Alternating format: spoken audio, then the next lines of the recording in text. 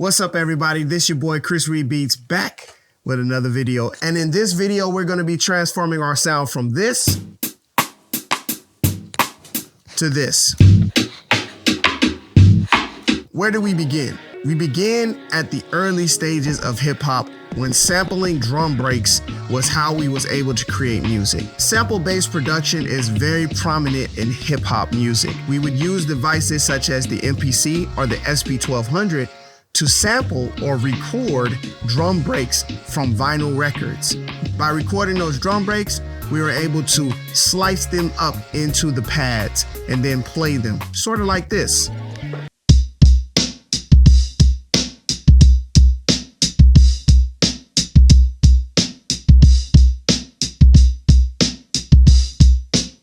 Something amazing happened during the process of recording that drum break and then playing it in the SP1200. And that beautiful thing that happened was, wow, flutter, grid, aliasing. By recording the sound into the sampler, you then took something that was analog and made it digital. And that digital sound created artifacts in the music. It took those high-end frequencies and it distorted them and it gave them a whole bunch of character. And that's the reason why you can have a very clean sound going into a sampler, but then when you hear the sound coming back, it has extra bass and it has extra oomph. So that is why we like to use things such as tape saturation and equalizers, because we're emulating that process. So we're gonna recreate that with a Combinator today. The first thing we're gonna do is open up a Kong. So we're gonna open up drum pad 1. We're going to go to our drum module. We're going to choose Nurse Rex Loop Player. From there, we're going to drag and drop in our drum break into Kong. Kong has a feature known as trunk trigger. So two things need to happen in order for me to create the chunks of the trigger. First, all pads need to be set to drum pad 1. So we can do that by going into our quick edit mode by pressing Q. And we're going to select all the drum pads to be on drum pad 1. Then we're going to select our hit type. And with the quick edit, we're going to choose chunk trigger, which is our second hit type. So this is setting up our Kong drum to be just like a MPC.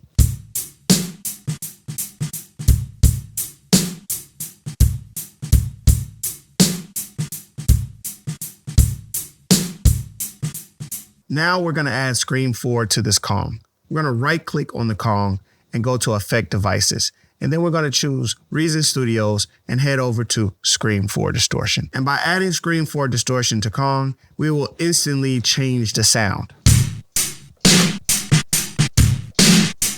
But we don't really want that sound. The sound that we want is we want to emulate these drums being recorded into a tape recorder. So we're going to change our damage type to tape. And we'll turn our damage down a little bit and we'll increase our level.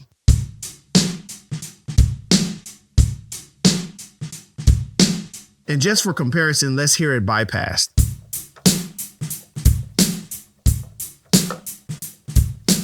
But now, how does this actually work? The first knob emulates the speed of the tape recorder.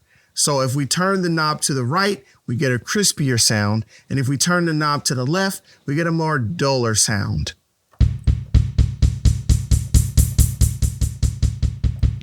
And the second knob is compression. Changing those parameters is how we're able to get that emulated sound of a tape recorder.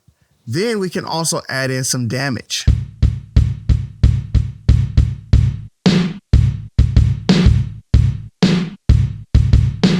Another way that we can introduce this sound into our music is by using the BV-512 Vocoder. But we're not using it as a vocoder today. Today, we're switching the knob to equalizer.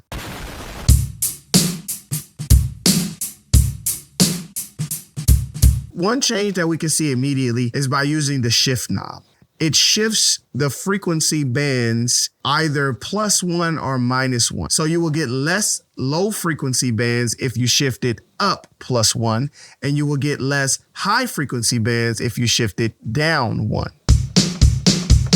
Now you have something that we could call drift, and we can automate this by using a utility such as Pulsar Dual LFO. We'll take the CV out of LFO1 and we'll introduce it into our shift CV in. And now if we change the level, we can automatically introduce changes into this shift.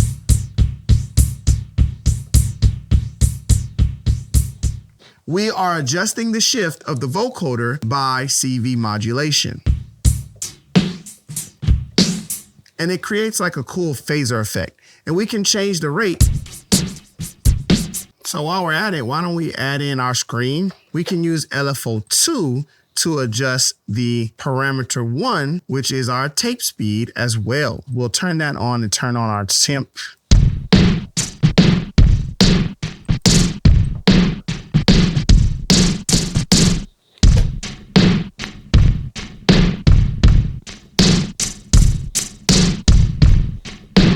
Now that we have created this effect chain, which emulates the sampling process of the SP1200, let's create a combinator where we can set up parameters to be able to adjust and change the sound on the fly.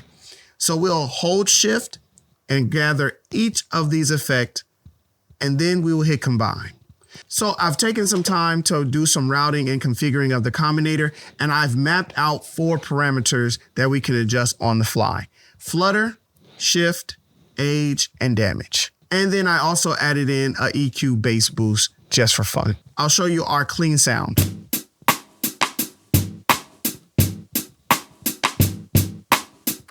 And now here is the sound with the combinator active.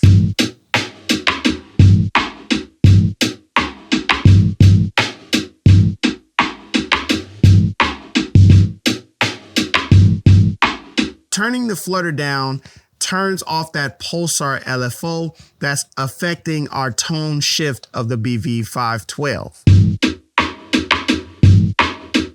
Here's shift.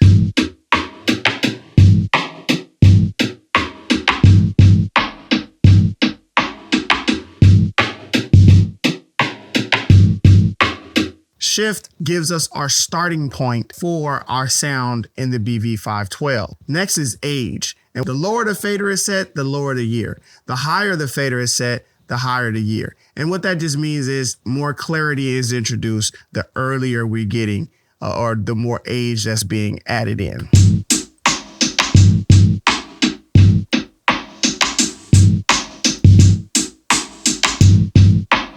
And lastly is damage, that damage control that I showed you guys earlier.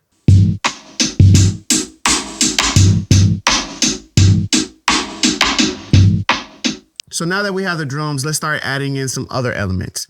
Now I'm going to show you how fast it is to sample something. All right, so while I was at this event, I recorded myself playing piano, and I'm going to send that recording to my computer, and I'm just going to drag in from my file explorer. I'm just going to drag in that file, and I'm just going to drop it into Reason. And now I'm going to cut, using my razor tool, I'm going to cut some of that file off. And so now I'll let you hear what that sounds like right now.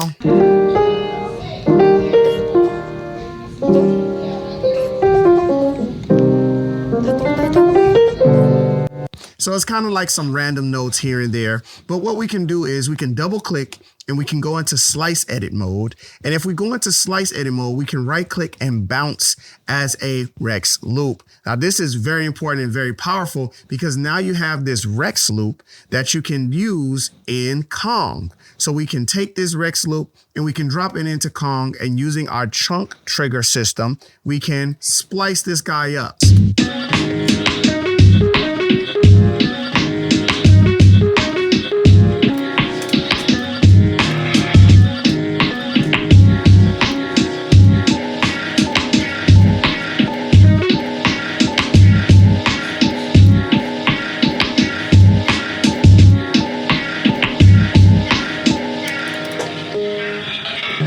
So we're going to assign each of the pads to drum number 1, and each pad will have hit number 2. We will set our sample pitch to -26. And then we will play this pattern, which will give us our sound for our sample.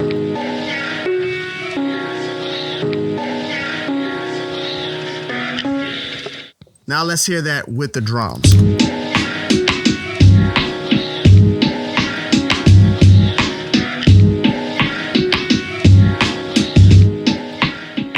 Now that we got drums and we got like a sample, let's add in some bass.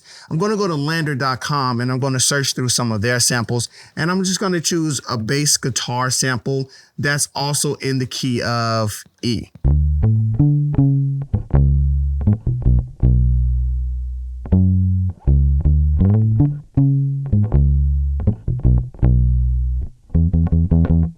So we will download that and then drag and drop that into our beat. And I'm going to just stretch it a little bit to make sure it fits.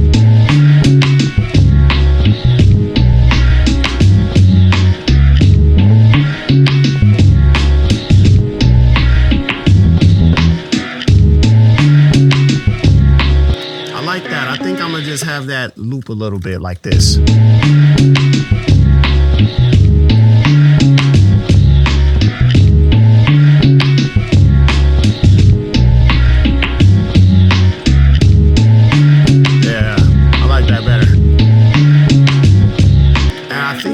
Should just do here is just continue to build and add in some elements into our track, and then we'll come back and hear the whole thing.